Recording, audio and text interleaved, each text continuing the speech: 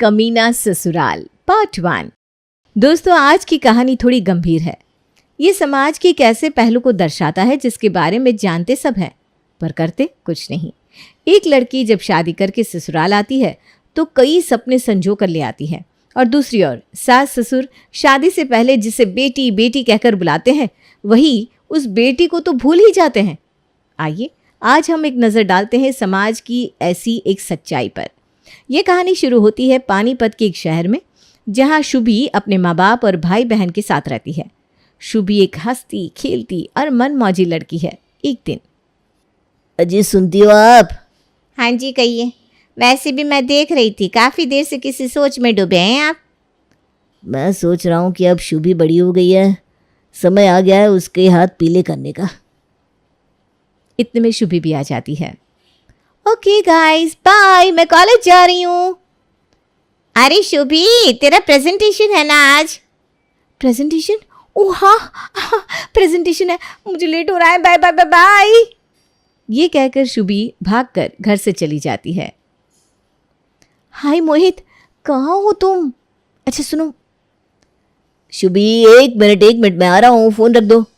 इतने में मोहित उसके बाजू में बाइक पार कर देता है और कहता है, मैडम आप लेट हैं, ना कि मैं। सुनो ना, और हाँ, आपकी प्रेजेंटेशन मेरे ही लैपटॉप में है, कल रात ही बना के अपलोड कर दी थी ताकि तुम आज प्रेजेंट कर सको। और कुछ Bibbo ji. Mohit, you are my best friend. तुम नहीं होते तो पता नहीं मेरा क्या होता। फ्रेंड, थक गया हूँ मैं ये शब्द सुनकर। हे भगवान, इसे मेरी फॉरएवर फ्रेंड, गर्लफ्रेंड, बीवी बनाने का क्या लोगे आप? मोहित ये सोच रहा था और उसकी पीठ पर एक प्यारी सी थपकी आई। ओए मिस्टर, चलो ना, आप कॉलेज के लिए लेट हो जाएंगी। और कॉलेज पहुंचते ही शुभी क्लास में गई, जहां सबसे पहले प्रेजेंटेशन उसकी थी। क्या कमाल की प्रेजेंटेशन थी वो। सभी उसके लिए तालियां बजाने लगे और उसकी प्रोफेसर ने खड़े होकर उसके लिए तालियां भी बजाई। शुभी, आई थिंक तुम्हारे अंदर बहुत टैलेंट है बेटा। तुम बोल्ड हो और तुम्हारा प्रेजेंस ऑफ माइंड लाजवाब है। कुछ लोगों को स्टेज फियर होता है, पर तुम तो स्टेज को अपना ही बना लेती हो। बहुत आगे जाओगी तुम। बस कभी अपने हुनर को जाने मत देना। चाहे लाइफ में जितना प्रेशर हो, अपने हुनर को हमेशा बरकरार रखना। ये सुनकर शुभी को कुछ समझ में नहीं आया, पर वो थैंक यू बोलकर चली गई। कॉलेज की कैंटीन में मोहित ने जैसे ही उसे देखा वो बोल पड़ा, अरे आ गई हीरोइन, मान गए। प्रेजेंटेशन में तो तुमने आग लगा दी। मैं तो अभी से ही सोच सकता हूँ, शुभी प्रेसिडेंट ऑफ मार्केटिंग, कोई अच्छी बड़ी कंपनी के लिए। शुभी हंस रही थी कि अचानक से उसकी नज़र किसी पर पड़ी और उसकी मुस्कुराहट जरा सी कम हो गई। मोहित ने कुछ भांप लिया और कहा, क्या हुआ शुभी, किसे देख रही हो, क्यों चुप हो गई? मोहित, ये लड़का कितना हैंडसम है यार, काश ये मुझे डेट कर लेता। कौन? अच्छा ये प्रेम। देखो शुभी, एक लड़का होने के नाते मैं तुमसे कह रहा हूँ, प्लीज़ ऐसे लड़के को भाव मत दो। इस प्रेम का कैरेक्टर कुछ ढीला सा है। अच्छा जी, कोई करे तो रासलीला है और वो करे तो साला कैरेक्टर ढीला है। अरे यार शुभी, क्या मस्ती कर रही हो? मैं सच कह रहा हूँ, ये प्रेम ना अच्छा लड़का नहीं है। हो सके तो दूर रहो उससे। मुझे पता है, इसीलिए मैं कह रहा हूँ। क्या पता है, बताओ तो। अरे कुछ बातें बताने की ज़रूरत नहीं होती है। खैर, मेरा काम ही तुम्हें प्रोटेक्ट करना है और वो मैं हमेशा करूँगा। अच्छा, प्रोटेक्ट करना? क्यों भाई? मैं अच्छे से अपना भला बुरा जानती हूँ, ठीक है?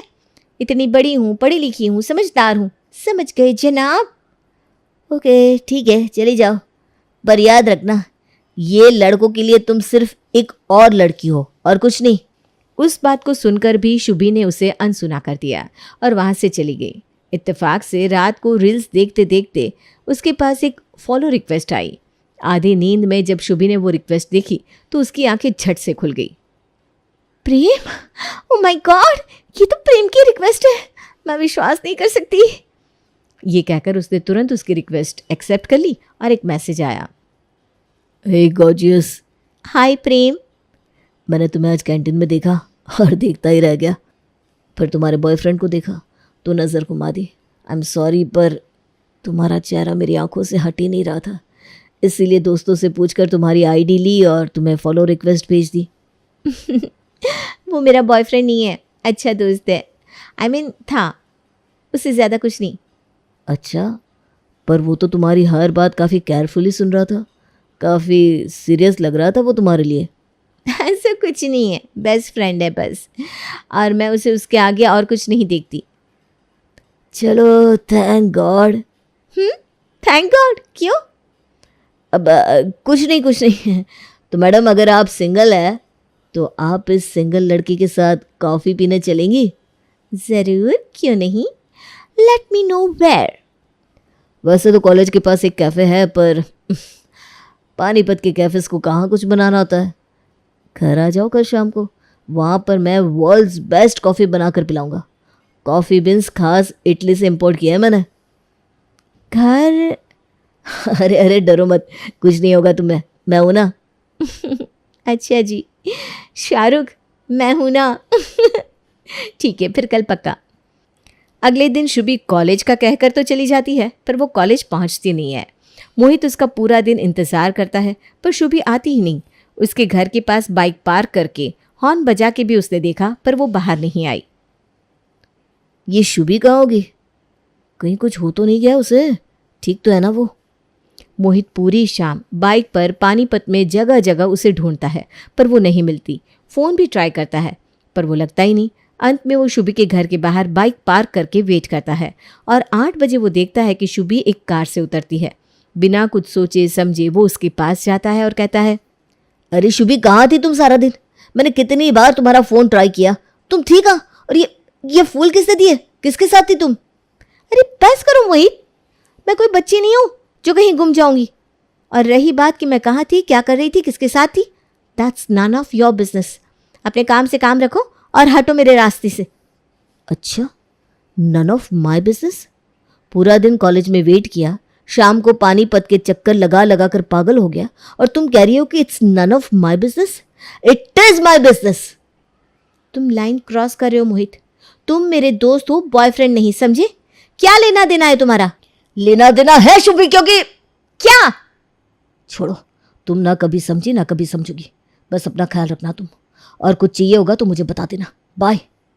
ये कहकर मोहित वहां से थोड़ी ही दूर शुभी को अपने घर के अंदर जाता हुआ देखता है। आंखों में आंसू लिए वो वहीं सड़क के किनारे घंटों बैठ जाता है और अपनी किस्मत को कोसता है। कुछ दिनों बाद, मोहित, मैं कई दिनों से देख रही हूँ, तुम बस अपने में खोए खोए से रहते हो। बताओ बेटा, क्या हुआ? माँ, मेरा पहला प्यार अधूरा रह गया। मेरा भगवान पर से विश्वास ही उठ गया। बस मैं टूट गया हूँ, कुछ बाकी नहीं रहा जीवन में। ऐसा मत बोलो बेटा, ऊपर वाला अगर कुछ कर रहा है तो सोच कर ही कर रहा है। आज अगर कुछ छीन रहा है तो कल उससे दुगना देगा वो तुम्हें। तुम चाहे किसी पर विश्वास करो या नहीं, बस खुद पर विश्वास रखो और आगे बढ़ो। नहीं मम्मी, सब खत्म हो गया, सब खत्म। और ये कहकर मोहित एकटक दीवार को देखने लगा। चेहरे पे कोई भाव नहीं था उसके, वो एकदम पत्थर की तरह स्थिर बैठा हुआ था। वहीं दूसरी ओर शुभी की जिंदगी किसी सपने से कम नहीं थी। वो और प्रेम डेट करने लगे, पर छुप छुप कर। प्रेम के कहने पर वो कॉलेज में एक दूसरे से बात नहीं करते, पर कॉलेज के बाद शुभी कभी कुछ तो कभी कुछ बहाना बनाती और उसके घर जाकर उसके साथ घंटों बिताती। एक रोज जब वो शाम को वापस आई तो घर पर, शुभी, ये कोई समय है क्या घर आने का? अब वो पापा, कल्चरल फेस्ट चल रहा है ना, तो इसीलिए प्रैक्टिस। तो फ़ोन तो उठाना चाहिए ना। और ये भी क्या प्रैक्टिस जिसमें 1 बजे से 8 बजे तक तुम बिजी रहती हो? अब क्या हम अपना काम धाम छोड़कर तुम्हारे पीछे पीछे चलते रहे? और ये लड़का कौन था जिसकी गाड़ी से तुम उतरी? लड़का? नहीं पापा, मेरा फ्रेंड है, स्टेफी। स्टेफी ने ड्रॉप किया मुझे। अच्छा, और स्टेफी तुझे फूल देती है रोज़? फूल? नहीं नहीं, वो प्ले में मेरे कैरेक्टर को फूल चाहिए होते ना, इसलिए। ठीक है, तुम जाओ, जाके खाना खा लो और टाइम पर सो जाना। जी पापा। शुभी के जाते ही, जी, मुझे लगता है कि शुभी को बता देना चाहिए हमें। अरे बिल्कुल भी नहीं, अब राज खुलेगा कल। बहुत हो गई उसकी मनमानी। और अगले ही दिन जैसे ही शुभी उठती है, उसके पापा कहते हैं, शुभी, आज कॉलेज स्किप कर दो। स्किप? मगर क्यों पापा? वो कुछ लोग घर पर आ रहे हैं ना, इसलिए। ओके, पर कौन? देख लेना। और हाँ, कुछ ढंग का पहन लेना, ये जीन्स जून्स मत पहनना, समझी? शुभी कुछ सोचती तो है, पर फिर उसकी माँ आवाज़ लगाती है। वो सब भूलकर माँ की मदद में लग जाती है। थोड़ी ही देर में 3 लोग घर आ जाते हैं। एक औरत, उसका पति और साथ में एक लड़का भी था। शुभी ने जैसे ही वो देखा, उसके तो तोते उड़ गए। फिर उसने लड़के को देखा, मोटा, बाल कम और गर्दन झुकाए, सिर्फ ज़मीन को एकटक देखता रहता। आइए आइए सोनिया बहन, सफ़र कैसा था आपका? जी बहुत बढ़िया, ये जगह बहुत सुंदर है और आपका घर तो वाजिब है। धन्यवाद।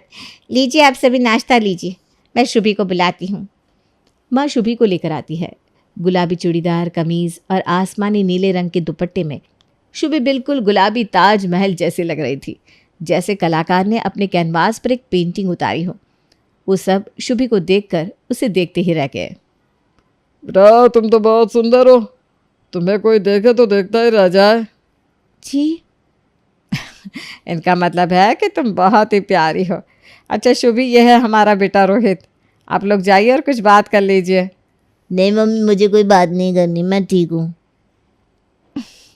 वो कहना थोड़ा सा शर्मिला है, इसलिए कोई बात नहीं बेटा, इधर ही बैठ। हाँ, शुभी का दिमाग तो पहले ही चलना बंद हो गया था और उस लड़के को देखकर तो वो और भी हक्की बक्की रह गई थी। वो लड़का उसे कुछ ठीक नहीं लगता।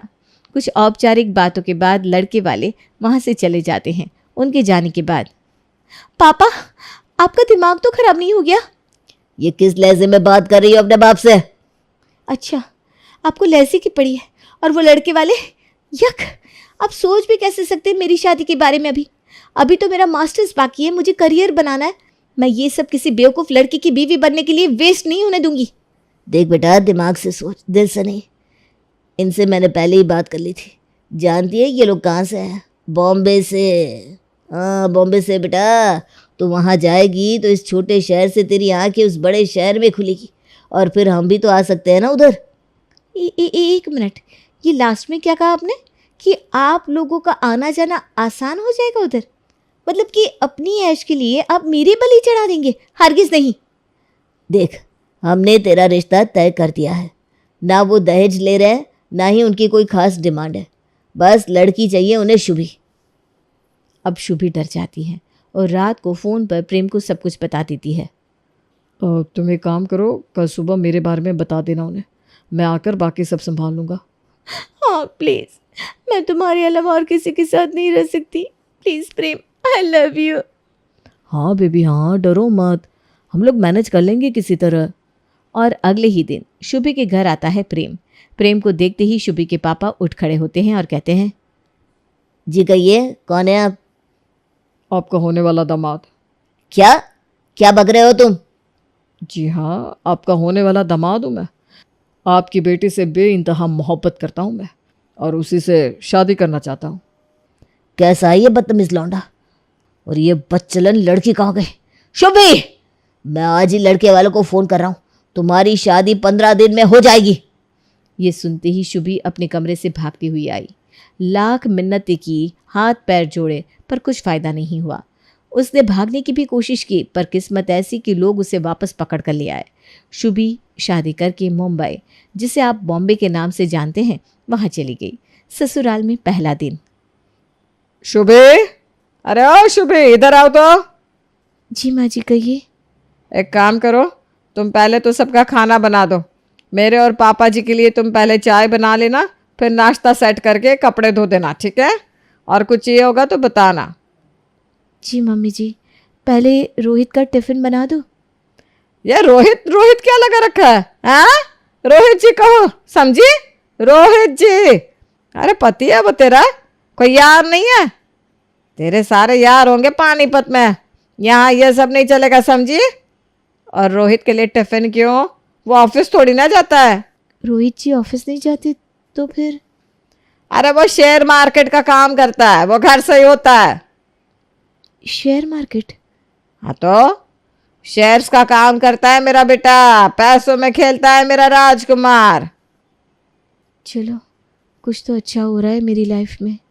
ये सोचते हुए शुभी अपनी गृहस्थी को संभालने में लग जाती है।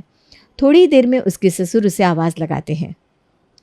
शुभी, ओ शुभी, इधर आओ तो ज़रा। जी पापा जी। बैठो यहाँ, नीचे बैठना बेटा। शुभी को कुछ समझ में नहीं आता, पर वो बैठ जाती है। अच्छा एक काम करो, मेरे पैर दबाओ, चलो क्या? पैर दबाओ, हाँ ऐसे जोर से। और सुनो, ये सब सूट वूट मत पहनना, यहाँ साड़ी पहनो या फिर टाइट सी टी शर्ट। हाँ टी शर्ट सही रहेगी। वैसे तुम थोड़ी सी मोटी तो हो गई हो, जब घर में देखने आए थे तब तो पतली सी थी, शादी के बाद वज़न चढ़ गया है तुम पर। अच्छा है, अच्छा है, मुझे भी ना हट्टी कट्टी और ताज़ी सी लड़कियां अच्छी लगती हैं। पिता जैसे ससुर के मुंह से ऐसी बातें सुनने के बाद शुभी के तो मानो हाथ पैर ठंडे पड़ गए। वो किसी तरह खून के घूंट पीते हुए अपने ससुर के पैर दबाने लगी। हाँ थोड़ा जोर से शुभी, इतना मांस चढ़ा लिया है अपने ऊपर तो थोड़ी ताकत भी लगाओ, चलो। हाँ ऐसे जोर जोर से, थोड़ा ऊपर शुभी, थोड़ा ऊपर करो ना। हाँ तभी उसे सास की आवाज़ आती है। आवाज़ सुनते ही सुनील अपनी लुंगी नीचे कर देता है और शुभी से कहता है, भाग जाओ यहाँ से और चुप रहना, समझे। शुभी की आंखों में आंसू आ गए। वो समझ ही नहीं पाई कि अभी एग्जैक्टली क्या हुआ था उसके साथ। वो आंसू लिए अपने कमरे में दाखिल हो रही थी कि उसे अपनी पति की आवाज़ आई। डार्लिंग, हाँ आऊँगा ना तुम्हें मिलने ऑनलाइन शाम को 7 बजे, वहीं देसी रोमांस वेबसाइट पर। अच्छा अभी तो बताओ तुमने क्या पहना है। वाह वाह वाह। शुभी को अब जोर का धक्का लगता है। ससुर ऐसा, पति उससे भी गिरा हुआ। दिन के 2 बजे ये क्या चल रहा है? और उसके पति का शेयर मार्केट। वो सोचती है कि अपनी सास को सब बताए, पर बताती भी क्या और कैसे। ऐसे ही अत्याचार चलता रहा। एक दिन, शुभी उठो, शुभी उठ जाओ, मेरे लिए जाकर कोल्ड कॉफी और मैगी बना लाओ, जाओ। रोहित जी सुबह के 4 बज रहे हैं, आप प्लीज अभी सो जाइए और मुझे भी सोने दीजिए। ज्यादा जुबान चलाती है क्या? और एक थप्पड़ आता है शुभी के मुंह पर। ये क्या? क्यों? ज्यादा बकर बकर की ना तो यही हाल होगा तेरा। ज्यादा होशियार मत बनना, हाँ? चल जाके जो कहा है वो बना कर ला। रोती हुई शुभी वहां से चली गई। किचन में खाना बनाते हुए अचानक से उसे अपने पीछे एक साया महसूस हुआ और फिर किसी ने उसे पीछे से पकड़ लिया। सुन शुभी, इस घर में अगर तुझे रोटी चाहिए और खुला हाथ, तो मेरी सेवा तो करनी ही पड़ेगी। जैसा जैसा मैं बोलूँ वैसा ही करना। जी पापा जी, आती हूँ अभी। और फिर कुछ ऐसा गंभीर हुआ जिसका जिक्र करना भी नामुमकिन है। शुभी अपने कमरे में जाती है। उसे किसी चीज़ का कोई होश नहीं था, पर बेशुद्ध होकर वो लेट जाती है कि पीछे से उसका पति उसे कहता है, शुभी आई लव यू, यहाँ आओ तो ज़रा। और ऐसे शुभी एक चक्रव्यूह में फंस जाती है जहाँ घर में किसी से उससे कोई लेना देना नहीं होता। बस सब अपनी ज़रूरत के समय उसे बुलाते। एक दिन, शुभी यहाँ आओ। जी माँ जी। ये सारा दिन तुम घर में मनहूसियत मत फैलाया करो अपनी शक्ल लेकर। और वैसे प्रेम से बात होती है कि नहीं? ये नाम सुनते ही शुभी के होश उड़ जाते हैं। वो जिंदगी जो वो कभी छोड़ के आई थी आज फिर उसके सामने आ गई। उसे देखकर उसकी सास जोर से हंसने लगती है। अरे तू इतना क्यों घबरा रही है? बहुत यार रखने का शौक है ना तुझे। न जाने और कितनों को रखा होगा अभी तक। तुझे क्या लगा हमें पता नहीं चलेगा? अभी तेरे यार को बुला देती हूँ, चल मेरे साथ। और ये कहकर शुभी की सास उसे पीटती है, गालियां देती है और उसे कमरे में बंद कर देती है। शुभी चीखती चिल्लाती, पर किसी को कोई फर्क नहीं पड़ता। अगली सुबह उसकी सास दरवाज़ा खोलती है और कहती है, सुन चुड़ैल, जल्दी से तैयार हो जा, और खाना लगा देना, एक मेहमान आ रहा है आज, समझी? 1 घंटा है तेरे पास बस। जी माँ जी। शुभी जख्मी हालत में पहले खुद तैयार हुई, फिर घर की सफाई और खाने में लग गई। जब मेहमान आए तो वो किचन में चाय नाश्ता लगा रही थी और लेकर बाहर गई, पर वो जैसे ही उस शख्स की तरफ मुड़ी, उसके चेहरे की हवाइयाँ उड़ गई।